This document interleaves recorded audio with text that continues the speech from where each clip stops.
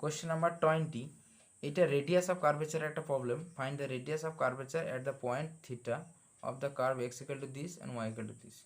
তো radius of curvature করতে গেলে তোমাকে প্রথম কথা ফর্মুলাগুলো মনে রাখতে হবে, ঠিক আছে। রেডিয়াস অফ কার্ভেচারের অনেকগুলো ফর্মুলা আছে, সেগুলোকে তোমাকে মনে রাখতে হবে, ঠিক আছে। তো তার মধ্যে আমরা এখানে এই ফর্মুলাটা অ্যাপ্লাই করব। Radius of curvature rho equal to 1 plus y1 square by y2, 1 plus y1 square to the power 3/2 by y2। এই ফর্মুলাটা আমরা এখানে অ্যাপ্লাই করব। y1 means dy by dx আর y2 means d2y by dx square, মানে y কে x এর রেসপেক্টে second অর্ডারের ডেরিভেটিভ হচ্ছে y2, এটা y1 হচ্ছে ফার্স্ট অর্ডার ডেরিভেটিভ। এবার এক্সটা মানে এটা তোমার প্যারামেট্রিক ফর্মে আছে, থিটা ইজ দ্য প্যারামিটার। তো x equal to this, y equal to this. তো প্যারামেট্রিক ফর্মে যদি থাকে তাহলে তার ডেরিভেটিভ করা আমরা প্রসেস জানি, এটা ক্লাস এইচএস লেভেলের একটা কোয়েশ্চেন, ডেরিভেটিভ করাটা আর কি, কার্ভেচারটা নয়, ঠিক আছে। তো ডিএক্স বাই ডি থিটা করেছি, ডিওয়াই বাই ডি থিটা করেছি।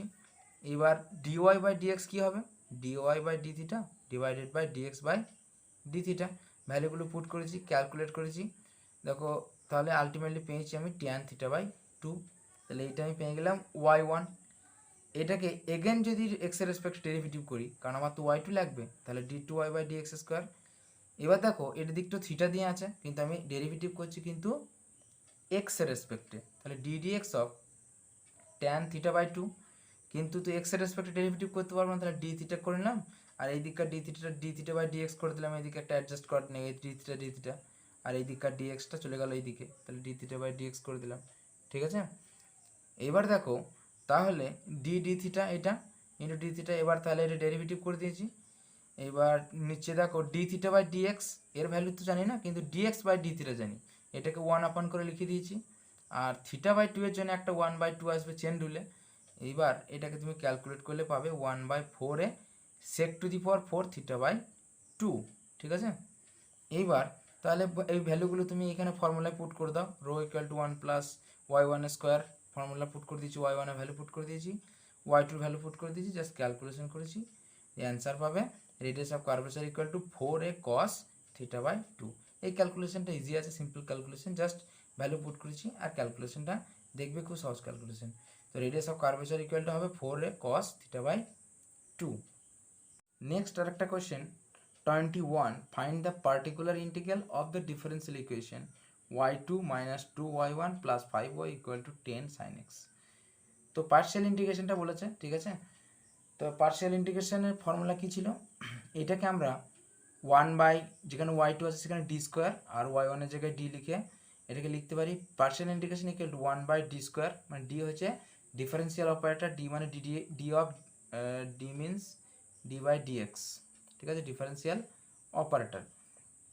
এবার D square minus 2d plus 5 into of 10 sin x, 10 sin x টা রাইট সাইডে এটা লিখতে হয় এখানে।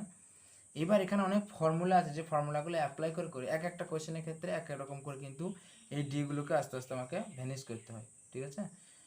এবার দেখো এখানে সাইন এক্স আছে, 10টা কনস্ট্যান্ট সামনে নিয়ে নিয়েছি। এবার সাইন এক্সটা যেটা আছে, সাইন এক্সটার ক্ষেত্রে এখানে একটা ফর্মুলা আছে যে 1 by D square sine a x equal to 1 by minus a square sine a x, মানে ডিটাকে যদি তুমি এখান থেকে রিমুভ করো তাহলে ডি এর জায়গায় মাইনাস এ স্কোয়ার লিখতে হবে, দিয়ে সাইন এ এক্স আসবে। তো এই ফর্মুলাটা আমি এখানে অ্যাপ্লাই করেছি, দেখো তাহলে ডি স্কোয়ারের জায়গায় আমি কী লিখতে পারি, এখানে তো এ বলতে 1, এখানে এস 1 কত, এখানে এস 1, তাহলে minus 1 square minus 2d plus 5 লিখেছি। এইবার মাইনাস 1 স্কোয়ার, তাহলে 1 স্কোয়ার মানে 1, তাহলে মাইনাস 1 আর প্লাস 5 মানে 4 হচ্ছে মাইনাস 2d। এবার 4 মাইনাস 2d থেকে যদি 2 কমন নিই তাহলে 2 minus 2d into sine x, আবার 2 5 10 কেটে দিয়েছি, তাহলে আলটিমেটলি থাকলো 5। এবার দেখো আমি যেহেতু এই ফর্মুলাটা অ্যাপ্লাই করছি, তাহলে আমি আবার চেষ্টা করবো একটা ডি স্কোয়ার আনার, ঠিক আছে। তাহলে দেখো এখানে নিচে 2 মাইনাস ডি এসছে, এবার ওপরে একটা 2 প্লাস ডি, নিচে একটা 2 প্লাস দিয়ে আমি মাল্টিপ্লাই করে দিয়েছি, তাহলে ওপরে 2 প্লাস ডি এসছে, নিচে এসছে 4 মাইনাস ডি স্কোয়ার, ঠিক আছে, 4 মাইনাস ডি স্কোয়ার এসছে। এইবার ডি স্কোয়ারের জায়গায় আবার এই ফর্মুলাটা অ্যাপ্লাই করবো, মানে মাইনাস 1 স্কোয়ার পুট করেছি, তাহলে এটা কী হলো দেখো, এটা 4 মাইনাস মাইনাসে প্লাস 1, এটা মাইনাস 1 তার হোল স্কোয়ার নয় কিন্তু মাইনাস স্কোয়ার, তার মানে মাইনাস 1 স্কোয়ার, মানে মাইনাস 1ই হবে এটা, তাহলে মাইনাস মাইনাসে প্লাস 1 আর 4, তাহলে 5 হচ্ছে, তাহলে এই 5 আর এই 5 ক্যান্সেল হচ্ছে, তাহলে আলটিমেটলি থাকছে 2 plus D into sine x.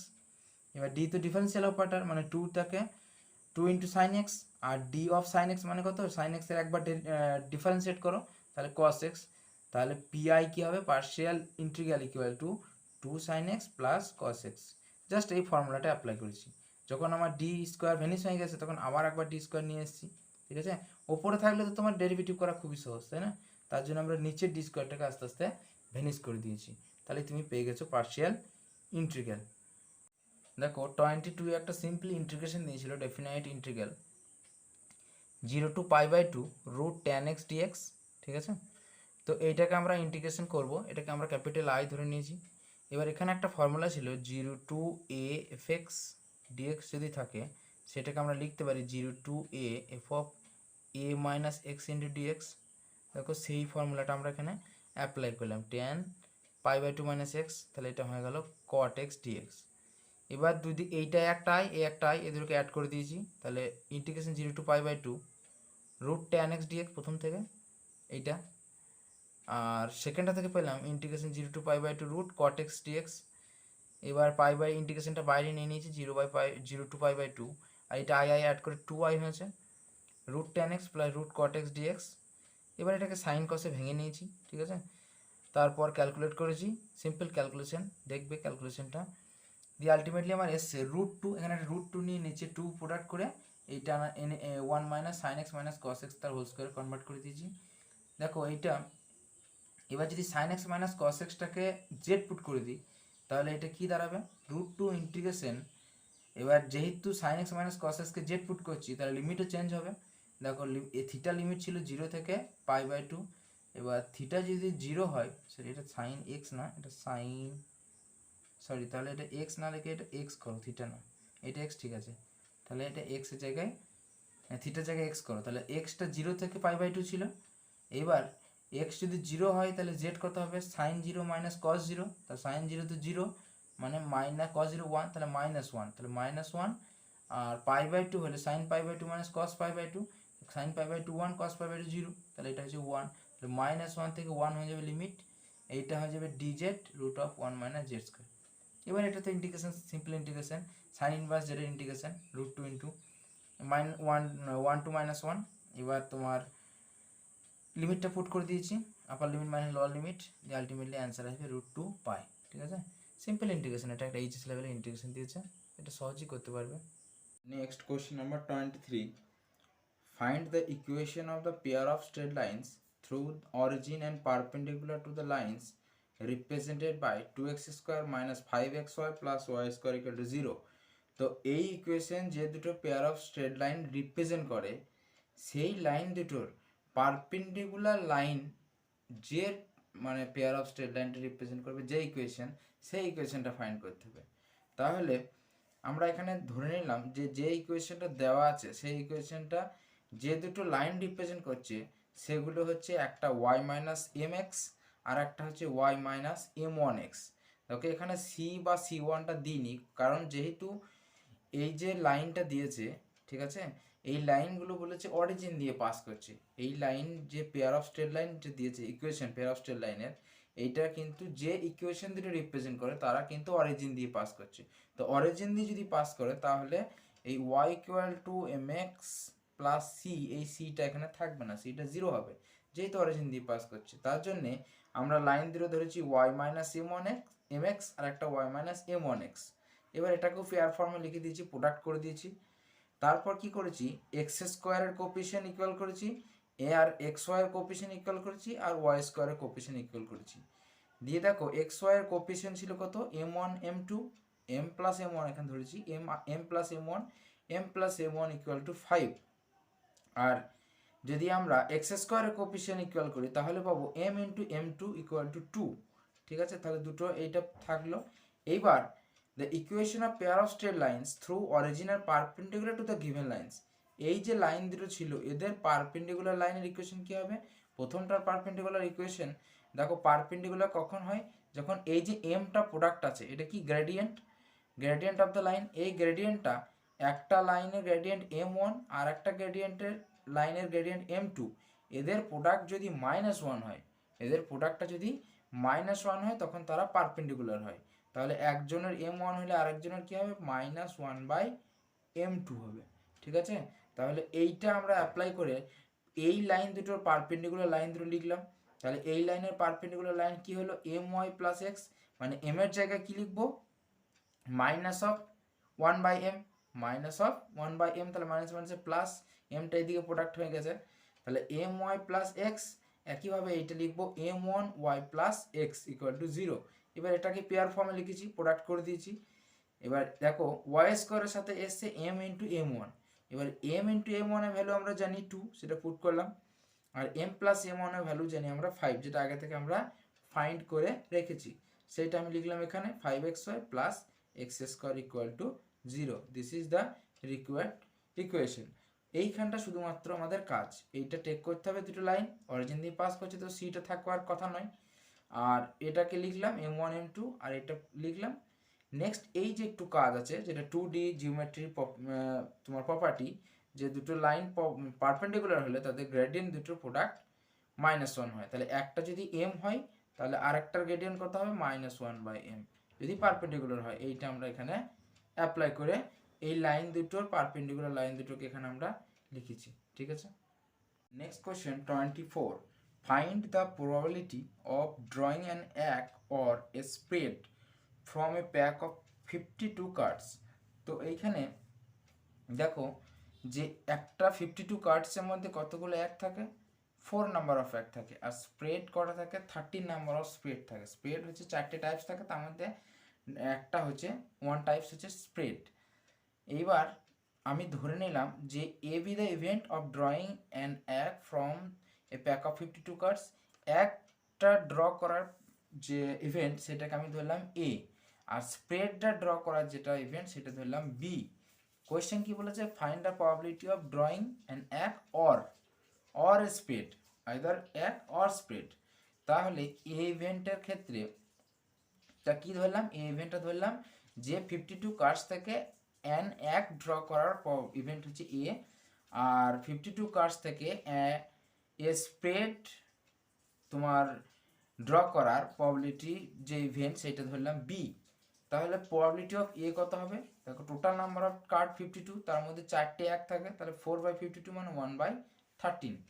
R probability of B কত হবে, প্রবাবিলিটি অফ বি হচ্ছে, দেখো 52 এর মধ্যে 13 নাম্বার অফ স্প্রেড থাকে, তাহলে 13/52 1/4। এইবার আমাকে কোয়েশ্চেনে দেখতে হবে কি বলেছে, যে probability of drawing an ace or means, সেটা যদি আমরা অরে যাই, অর মিন্স হচ্ছে ইউনিয়ন, অর মিন্স ইউনিয়ন। তাহলে আমাদের এখন কিসের প্রবাবিলিটি করতে হবে, probability of A union B, মানে এ ইভেন্ট কি ছিল, এক ড্র করার, আর বি ইভেন্ট ছিল স্প্রেড ড্র করার। তো এক ড্র করা এবং স্প্রেড ড্র করা যে ইভেন্ট, তাদের যে union, that means A union B, এইটার প্রবাবিলিটি আমরা করতে হবে। অর মানে ইউনিয়ন, আর অ্যান্ড থাকলে ইন্টারসেকশন, এটা তোমরা সেটের ডেফিনেশনেই পাবে। ঠিক আছে, তাহলে P of A union B equal to, we can write P A plus P B minus P of A intersection B. এটা একটা প্রপার্টি ছিল, সেটা আমরা এখানে অ্যাপ্লাই করলাম, এটা এইচএস লেভেলেও এই প্রপার্টিটা ইউজ হয়। ওকে, তো পি অফ এ লিখেছি প্লাস পি অফ বি লিখেছি। দেখো তার আগে আমরা পি অফ এ ইন্টারসেকশন বিটা ফাইন্ড করে রেখেছি। দেখো P of A intersection B কত, P of A intersection B হচ্ছে 1/52। এ ইভেন্টটা কি ছিল, একটা তোমার এক ড্রাই করার, মানে এক মানে হচ্ছে 4টে এ থাকে, কোনো একটা কার্ডের মধ্যে 4টে এ থাকে, 4টে কালারের 4টে এ থাকে, এগুলোকে এক বলে। এবার তার মধ্যে স্প্রেড, একটা স্প্রেডের থাকবে, একটা আমার ওখান থেকে স্প্রেডের থাকবে, মানে স্প্রেড কালারের একটা থাকে, তারপর বাকি কালারগুলো আরও আছে, মানে স্প্রেড আরও 4টে কালার থাকে, সেটা মনে হয় এইটা 13 13 13 করে 4টে 4 13 52 থাকে।